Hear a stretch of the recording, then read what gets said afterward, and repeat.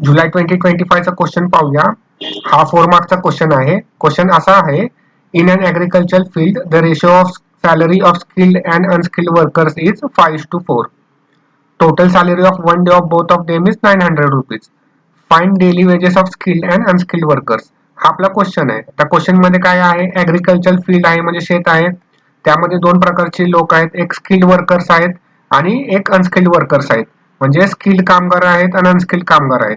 आणि त्यांचा रेशो कसा आहे 4:, म्हणजे त्यांच्या सॅलरीचा जो रेशो आहे असा 5:4 आहे.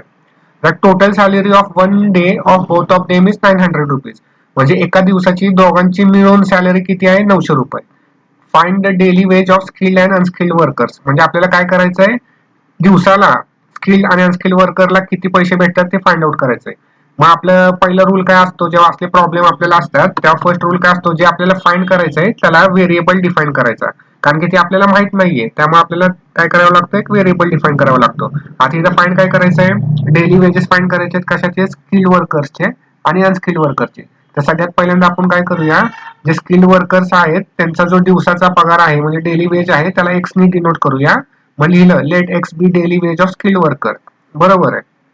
आणि दुसऱ्यांदा काय करूया, let Y be daily wage of unskilled worker. म्हणजे आपण थोडक्यात काय केलं, एक गृहीत धरलं की समजा एक्स एवढे रुपये डेली वेज आहे स्किल्ड वर्करचा, वाय हे रुपये आहेत डेली वेज आहे अनस्किल्ड वर्करचा. हे झालं. आता आपला क्वेश्चन कडे घेऊया. पहिलं सेंटेन्स काय आहे, in an agriculture field the ratio. आता हा शब्द लक्षात ठेवा, रेशो म्हणजे काय असतं, division of salary of skilled and unskilled worker is 5:4. म्हणजे हा डिव्हिजन आहे. तर आता लिहिताना आपण कसं लिहिणार, एक्स अपॉन वाय म्हणजे डिव्हिजन असल्यामुळे इक्वल टू 5:4 म्हणजे काय, 5/4. आता हे झालं आपलं. आता ह्याला काही जास्त कन्वर्ट करायची गरज नाही, फक्त हा वाय आहे ह्या साईडला घेऊया. म्हणजे काय होईल, X is equal to 5/4 Y. का तर आता हा जर वाय बघितला तुम्ही डिव्हिजनला आहे, त्या साईडला गेल्यावर काय झाला, तो मल्टिप्लिकेशन झाला. हा रोल तुम्हाला माहित पाहिजे. म्हणजे ह्याला म्हणतात ट्रान्सपोजिशन रूल. जर एखादी गोष्ट डिव्हिजनला असली ती उजव्या बाजूला गेल्यावर ती मल्टिप्लिकेशनला जाते. फॉर एक्झाम्पल वाय इथं कसा होता, डिव्हिजनला होता. आता इथं मी तुम्हाला सिंपल ह्याच्यामध्ये सांगतो, एक्स वाय कसा आहे डिव्हिजन फॉर्म मध्ये. आता उजव्या बाजूला आपल्याला न्यायचं आहे, म्हणजे कुठं जर कसल्या फॉर्म मध्ये गेला पाहिजे, मल्टिप्लिकेशन फॉर्म मध्ये गेला पाहिजे. म्हणजे एक्स हाय तसं लिहिलं, इक्वल टू हाय तसं लिहिलं, 5/4 हाय तसं लिहिलं आणि मल्टिप्लिकेशन वाय केलं. म्हणजे इथं डिव्हिजनला होता, तिकडे काय झालं, मल्टिप्लिकेशन झालं. त्यामुळे असं लिहिलेलं आहे. आय होप समजलं असेल तुम्हाला. आता आपण काय करूया, याला इक्वेशन 1 म्हणूया. आता दुसरा पॉईंट पाहूया काय दिलेला आहे. दुसरा पॉईंट काय दिलेला आहे, टोटल सॅलरी. आता टोटल म्हणजे काय, प्लस. आपल्याला माहिती आहे टोटल म्हणजे काय, प्लस असतं. Salary of one day of both of them म्हणजे कोण, एक्स आणि वाय. इज म्हणजे काय, इक्वल टू इज 900 रुपीज. म्हणजे दोघांची जी सॅलरी आहे ही किती आहे, 900 रुपये. मग आपण लिहिताना कसं लिहू शकतो, आपल्याला माहिती आहे टोटल म्हणजे सम, म्हणजे एक्स प्लस वाय म्हणजे ह्या दोघांची मिळून किती, इक्वल टू. म्हणजे इज म्हणजे काय, इक्वल टू सॅलरी किती आहे, 900 रुपये. हे आपण काय धरू शकतो, इक्वेशन 2 लिहू शकतो. आता हे जर आपण बघितलं, हे सबस्टिट्यूशन मेथडने इझिली सोडवू शकतो, कारण की एक्स ची व्हॅल्यू आपल्याकडे ऑलरेडी आहे. एक्स ची व्हॅल्यू किती आहे, 5/4 वाय आहे.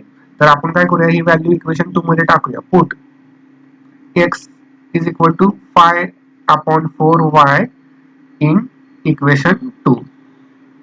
आता ही व्हॅल्यू इथे टाकल्यानंतर काय होईल, एक्सच्या इथं काय जाईल, 5/4 Y plus Y equal to 900. बरोबर. आता जर तुम्ही इथं बघितलं 5/4 वाय आहे प्लस वाय आहे. आता हे कसं सॉल्व्ह करायचं, आता हे तुम्हाला इथं मी एक सिंपल एक्झाम्पल दाखवतो. असं असेल 1 + 2 + 1. तर हे कसं सॉल्व्ह करायचं असतं, हा जो 1 आहे हा आहे तसा लिहायचा, ही प्लसची साईन आहे ही आहे तशी लिहायची. 2 नी ह्या 1 ला मल्टिप्लाय करायचं, 2 1 2 इथं लिहायचं, अपॉन खाली 2 लिहायचं. म्हणजे इथं काय येईल, 3/2. हे तसंच आहे थोडक्यात. इथं कसं आहे, आता हे मी थोडंसं हे करतो.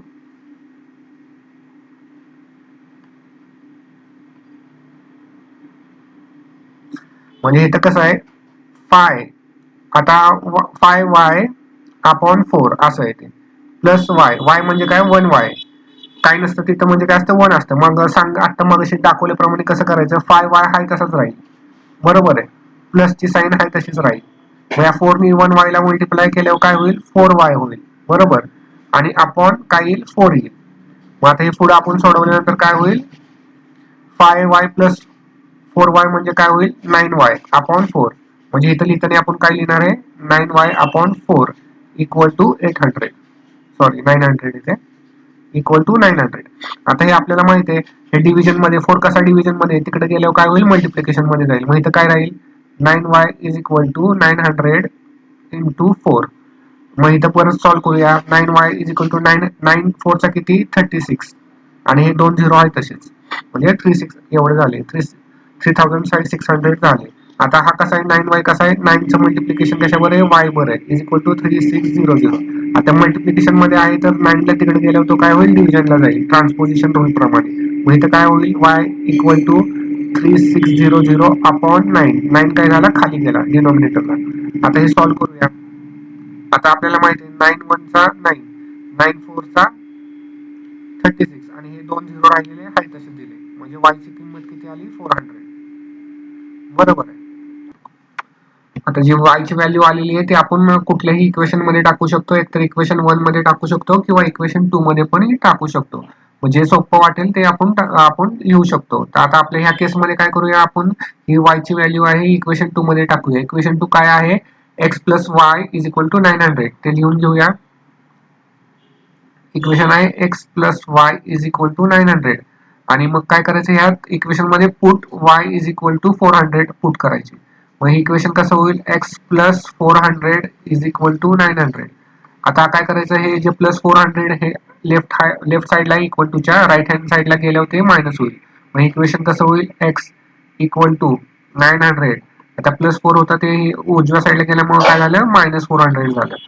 आता हे सॉल्व्ह केलं तर काय होईल, x is equal to 900 minus 400 म्हणजे किती, 500, म्हणजे x ची व्हॅल्यू काय आली, 500.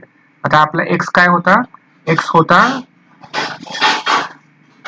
होता डेली वेज, म्हणजे डेलीचा पगार होता स्किल वर्करचा. आता x म्हणजे आपल्याला माहिती आहे काय, 500 आहे, म्हणजे 500 डेली वेज आहे कशाचं, स्किल वर्करचं. म्हणजे स्किल वर्करचा डेलीचा पगार किती, 500 आहे आणि अनस्किल्ड वर्करचा डेलीचा पगार किती, 400 आहे. y ची व्हॅल्यू किती आली, 400. तुम्ही मग आन्सर मध्ये लिहू शकता खाली. ओके, हे झालं आपलं आन्सर. मार्च 2020चा क्वेश्चन पाहूया. हा 4 मार्कचा क्वेश्चन आहे. क्वेश्चन असा आहे, the perimeter of isosceles triangle is 24 centimetre. The length of its congruent sides is 13 centimeter, less than twice the length of its base. Find the lengths of all sides of the triangle. म्हणजे हा question थोडा tricky आहे. पहिल्यांदा काय पाहूया, आपल्याला काय दिलेलं आहे लक्षात घ्या. हा दिलेला आयसोसेलेस ट्रायंगल दिलेला आहे. आता आयसोसेलेस ट्रायंगल म्हणजे काय असतो, असा ट्रायंगल की त्याची जी दोन साइड्स आहेत त्या सारख्या असतात. म्हणजे आता तर तुम्ही हा इथं ड्रॉ केलेला हा पाहिला, हा आयसोसेलेस आहे का, तर त्याची ही साइड आणि ही साइड कशी आहे, सारखी, या दोघांची लेंथ सारखी आहे. म्हणजे इथं जर 4 आलं तर इथं पण काय येईल, 4 आलं पाहिजे, कारण की दोघांची लेंथ सारखी आहे. त्यामुळे ह्याला म्हणतात आयसोसेलेस ट्रायंगल. ओके, आता आपल्याला काय दिलंय ते परत वाचूया.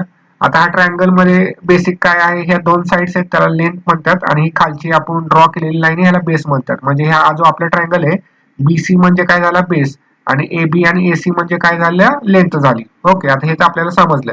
आता इथं काय दिलंय, find the length of all sides of triangle. म्हणजे थोडक्यात सगळ्या साइडची लेंथ काढायची आपल्याला. बीसीची पण लेंथ किती असेल, एसीची पण काय असेल आणि एबीची पण काय असेल, हे सर्व आपल्याला काय करायचं, कॅल्क्युलेट करायचंय. हा क्वेश्चन थोडा ट्रिकी आहे. पहिल्या क्वेश्चन मध्ये म्हणजे इतर क्वेश्चन मध्ये आपण काय लिहितो, जे काढायचंय त्याला एक व्हेरिएबलने डिफाईन करतो, पण इथं तसं नाही करता येणार. इथं जर तुम्ही नीट क्वेश्चन वाचला तर इथं काय दिलेलं आहे, सगळी जी व्हॅल्यूज आहेत, सगळ्या ज्या म्हणजे एबी एसी आणि बीसी ह्या सगळ्यांची व्हॅल्यू आपल्याला फाइंड आउट करायची असं दिलेलं आहे. तर मग आता व्हेरिएबल कसला डिनोट करायचा, तर इथं चेक केलं तुम्ही, हा जर सेकंड सेंटेन्स चेक केलं, the length of it congruent side is, length of its congruent side is 13 centimetre, less than twice the length of its base.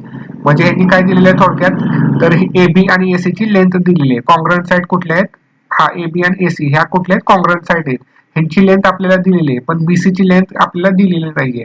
तर सगळ्यात पहिल्यांदा काय करायचं, बीसी ची लेंथ आपण कन्सिडर करायची एक्स, म्हणजे बेसची. मग लिहिताना कसं लिहायचं, let X be the let x be the length of base असं कन्सिडर केलं. म्हणजे बेसची लेंथ काय, let X be the base length असं लिहिलं तर चालतंय, किंवा be the length of the base असं एक आपण कन्सिडर केलेलं आहे. एक्स म्हणजे आपल्याला माहित नाहीये ती, त्यामुळे एक्स लिहिलेलं आहे. आता आपल्याला काय करायचंय, ही जी साईड आहे ही ह्यांनी ऑलरेडी एका फॉर्म्युलामध्ये दिलेली आहे. इथं काय दिलेलं आहे, the length of it congruent side is 13 centimetre less than twice the length of its base. आता इथंच दिलेलं आहे बघा, twice the length of its base. आता बेसची लेंथ आपण काय घेतलेली आहे, एक्स. ह्याच्या जागी आपण काय घेतलेलं आहे, एक्स. आता ट्वाइस द लेंथ म्हणजे काय, टूचं मल्टिप्लिकेशन. ट्वाइस म्हणजे काय, टूचं मल्टिप्लिकेशन म्हणजे किती झालं, 2x झालं. आणि आता मी तुम्हाला सांगितलंय लेस दॅन वगैरे असलं तर कसं रीड करायचं, 2x लेस दॅन म्हणजे -13. ओके, लेस दॅन म्हणजे काय असतं, मायनस असतं. मग आता length of its congruent side is 13 centimetre less than twice the length of its base. म्हणजे काय, तर जी काय बेसची लेंथ असेल त्यापेक्षा 13 कमी. मग लिहिताना कसं लिहिणार इथं, 2x -13. बरोबर आहे. आता इथं लेस दॅन वाचताना आपण कसं वाचायचं असतं, उलट वाचायचं असतं. 2x आधी लिहायचा, मग मायनस, लेस दॅन म्हणजे मायनस आणि 13 असं. आता एक साईड जर ही असली ए बी, तर दुसरी साईड पण काय तीच असणार आहे, कारण की हे कसं आहे, एकमेकाला सारखी आहेत, म्हणजे कॉन्ग्रंट असल्यामुळे, आयसोसेलेस ट्रायंगल असल्यामुळे ह्याची व्हॅल्यू पण तीच आली. आता हे सगळं आपल्याला दिलेलं आहे ते आपण लिहून घेतलं. आता सेकंड पहिलं जर क्वेश्चन जर बघितलं तुम्ही नीट, the perimeter of isosceles triangle is 24. Perimeter दिलाय. पेरिमीटर म्हणजे काय, सगळ्या साईडची ऍडिशन. मग आता पेरिमीटरचा फॉर्म्युला काय, पेरिमीटर काय, सगळ्या साईडची ऍडिशन म्हणजे A B plus A C plus B C is equal to किती दिलाय, 24 दिलाय इथं बघा, इज 24. म्हणजे ही सगळ्या साईड्स आहेत, ए बी ए सी आणि बी सी. हे जे काय दिलेले आहे पेरिमीटर म्हणजे सगळ्या साईडचे ऍडिशन केली किती येते, 24 येते. आता ही जी व्हॅल्यू आहे A B A C B C ची टाकूयात. ए बी ची व्हॅल्यू काय आहे, 2x -13. इथं लिहूया 2x -13, हा प्लसची साईन. परत एसी ची व्हॅल्यू किती आहे, 2x -13. इथं लिहूया 2x -13, ही प्लसची साईन. बीसी सी किती आहे, बीसी किती आहे, एक्स. इथं लिहिला इक्वल टू 24. आता हे सॉल्व्ह करूया. आता हे सॉल्व्ह करताना कसं होईल, हा 2x हाय तसा येईल, हा मायनस हाय तसा, हा 13 आहे तसा. आता प्लसने आत मल्टिप्लाय केला, प्लसने 2x ला मल्टिप्लाय केल्यावर काय होईल, +2x होईल. प्लसने मायनसला मल्टिप्लाय केल्यावर काय होईल, -13 होईल. आणि हा plus X is equal to 24. आता हे जर नीट बघितलं तर तुम्ही काय करूया, जे एक्सच्या टर्म आहेत 2x 2x आणि x हे एका बाजूला आणूया. तर इथं काय होईल, 2x हाय तसा लिहिला, हा +2x हाय तसा लिहिला आणि हा +x हाय तसा लिहिला. आता राहिलं काय, -13 आणि -13 हाय तसं लिहिले इक्वल टू 24. आता ह्यांची ऍडिशन करूया. 2x + 2x + x किती येतात, 5x. 2x + 2x म्हणजे 4x प्लस 1x म्हणजे काय, 5x झाले. आता -13 आहेत इथं, इथं -13 आहेत आणि इथं काय आहे, 24 आहेत. आता हे सॉल्व्ह करूया. आता -13 म्हणजे काय करायचं असतं, आपल्याला ऍडिशन करायची असते. 13 ची ऍडिशन किती होती, 26. आणि साइन कुठलं द्यायचं, मायनसचं, म्हणजे -26 इज इक्वल टू 24. बरोबर आहे. आता हे -26 काय करायचे, इक्वल टूच्या उजव्या बाजूला नेल्यावर काय होतील, +26 होतील. मग इथे लिहिताना कसं लिहाल, 5x इज इक्वल टू 24 प्लस 26. प्लस कसं आलं, तर ते डाव्या साईडला काय होतं, मायनस होतं, त्यामुळे इक्वल टूच्या उजव्या साईडला आलं प्लस झालं ते. आता ह्या दोघांची ऍडिशन करूया. 5x इज इक्वल टू 24 प्लस 26 किती, 50. आता इथं काय 5x आहे, म्हणजे काय, 5चं मल्टिप्लिकेशन कशाबरोबर, x बरोबर इज इक्वल टू 50. मल्टिप्लिकेशन असलं तर उजव्या साईडला काय होतं, डिव्हिजन होतं आणि तो डिनॉमिनेटरला जातो, नंबर आहे तो. मग इथं काय होईल, x इज इक्वल टू 50/5 होईल. मग हे आता पुढे आपण सॉल्व्ह करूया. 5 1 चा 5, 5 10 चा 50, म्हणजे x ची व्हॅल्यू किती आली, 10 आली. म्हणजे थोडक्यात आपला बेस काय आला, 10 आला. आता आपल्याला माहिती आहे की एक अजून काय होतं, 2x -13 होतं आपल्याकडे. आता आपल्याला एबी फाइंड आउट करायचं आहे. मग तो काय करूया, आपल्याला आता काय काढायचं आहे, लेंथ काढायची, म्हणजे एबी काढायची, तर लेंथ ऑफ इट्स कॉन्ग्रंट काढायची. तर ती कशी काढूया, एबी. तर एबी ची व्हॅल्यू आपल्याकडे काय आहे, 2x -13. बरोबर आहे. एबी म्हणजे काय, length, length of its congruent. बरोबर. मग आता इथं काय लिहा तुम्ही, एबी आहे तसंच इक्वल टू एक्स मध्ये आपण काय करू शकतो, एक्स मध्ये आपली जी व्हॅल्यू आली ती टाकू शकतो. मग इथं काय होईल, इथं लिहू शकतो वाटलं तर आपण, put x is equal to 10. मग हे कसं होईल, एबी इज इक्वल टू 2 × 10 - 13. बरोबर आहे. 2 × 10 म्हणजे किती, 20 - 13. मग 20 मायनस 13 म्हणजे किती 7 म्हणजे एबी म्हणजे थोडक्यात काय झाली लेंथ झाली. आता एबी 7 आहे म्हणजे थोडक्यात आपलं काय होईल एसी काय होईल एसी पण 7च होईल कारण की ते एक दोघांना सारखे असतात. मग एसी किती होईल 7 होईल एसी किती होईल 7 आणि बेस आपला किती आहे म्हणजे बीसी आपला हा बेस आहे हा किती आहे हा 10 आहे म्हणजे आपलं झालं हे आन्सर म्हणजे काय थोडक्यात झालं की AB is equal to 7 centimetre AC is equal to 7 centimetre आणि BC म्हणजे हा बेस झाला आपला इज इक्वल टू 10 सेंटीमीटर हे झालं काय आपलं आन्सर. ओके हे झालं आपलं आन्सर.